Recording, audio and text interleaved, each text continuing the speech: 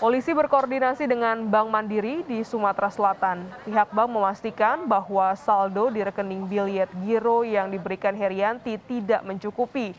Namun, pihak bank merahasiakan jumlah saldo dan data rekening yang bersangkutan. Polisi pun masih akan menangani kasus ini dan mendalami ke dalam tahap berikutnya, di mana status saat ini untuk Herianti masih sebagai saksi.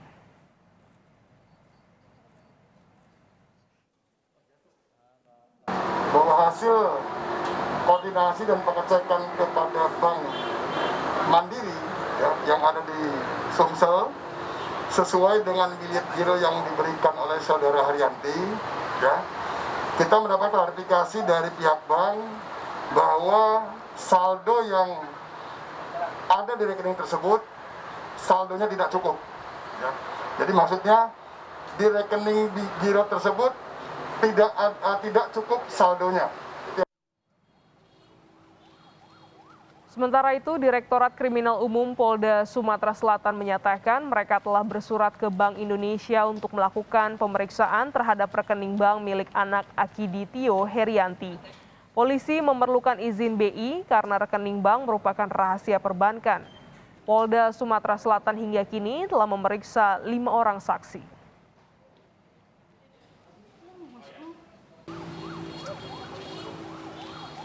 Status yang bersangkutan masih saksi.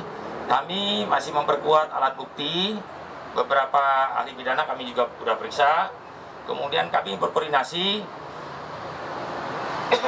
karena Undang-Undang Karayasan Bank yang menyangkut nama, jumlah, saldo, angka, kemudian nomor rekening itu adalah terlindungi dalam Undang-Undang Karayasan Bank. Kita prosesnya harus menunggu izin dari BI.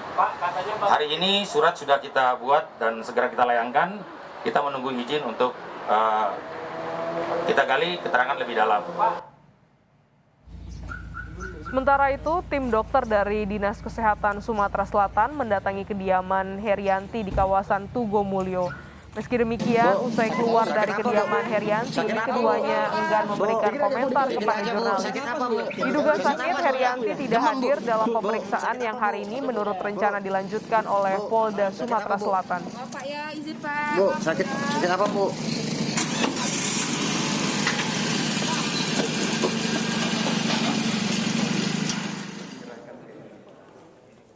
Sumbangan dana penanganan COVID sebesar 2 triliun rupiah berbuntut panjang. Pasalnya, hingga kini keberadaan dana yang akan disumbangkan tersebut tidak jelas. Komitmen sumbangan atas nama pengusaha mendiang Akiditio diserahkan anaknya Herianti kepada Kapolda Sumatera Selatan. Dalam hitungan hari, muncul dugaan giro biliet yang diserahkan Herianti sebesar 2 triliun rupiah diduga bodong. Pusat Pelaporan dan Analisis Transaksi Keuangan PPATK pun turun tangan menelusuri kasus sumbangan 2 triliun rupiah. Menurut PPATK, pihaknya harus menelusuri sumber dana karena ada kriteria mencurigakan dari profil penyumbang. Selain itu, penerima sumbangan adalah pejabat negara, bukannya lembaga sosial yang memang punya aturan soal sumbangan. Keuangan dalam jumlah besar seperti ini, setelah kita hubungkan dengan profil si pemberi atau kita sebut sebagai profiling, ini ada inkonsistensi. Ya, ini yang tentu saja ini ada masuk kriteria mencurigakan, sebenarnya bisa dikatakan begitu. Yang ketiga adalah penerima, Pak. Penerima ini sebetulnya seandainya mungkin penerimanya adalah Departemen Sosial misalnya, apakah lembaga-lembaga yang secara tupoksi dapat menerima sumbangan seperti ini, misalnya yang terkait dengan katakanlah Satgas COVID misalnya atau BNPB dan lain sebagainya, mungkin tidak akan menimbulkan persoalan yang terlalu berarti buat kita.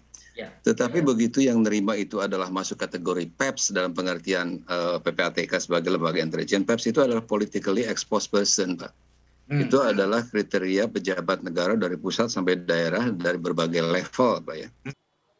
Sementara itu, Menko Polhukam Mahfud MD mengaku sejak awal tak yakin akan sumbangan 2 triliun rupiah yang akan diberikan pihak Akiditio. Mahfud menyebut modus yang dilakukan pihak Akiditio sama dengan pengalaman sebelumnya. Dalam keterangan tertulisnya, Menko Polhukam Mahfud MD menyebut terkait Akiditio, "Saya sejak awal sudah tak yakin itu ada, karena petualang seperti itu sudah banyak memberi pelajaran pada kita. Makanya ketika saya mencuit mudah-mudahan itu nyata, saya justru sama sekali tak berharap itu ada. Tapi saya nyindir kepada yang percaya dengan itu. Di Jakarta, Polda Metro Jaya menyatakan anak Akiditio Herianti pernah dilaporkan pada Februari tahun lalu terkait kasus penipuan dan penggelapan.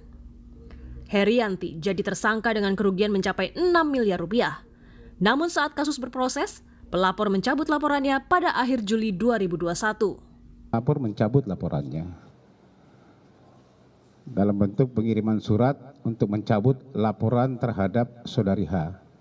Nah ini yang kemudian 24 Juli kemarin 2021, ini yang kemudian sekarang ini penyidik akan mengklarifikasi lagi si pelapor. Rencana akan kita undang untuk klarifikasi lagi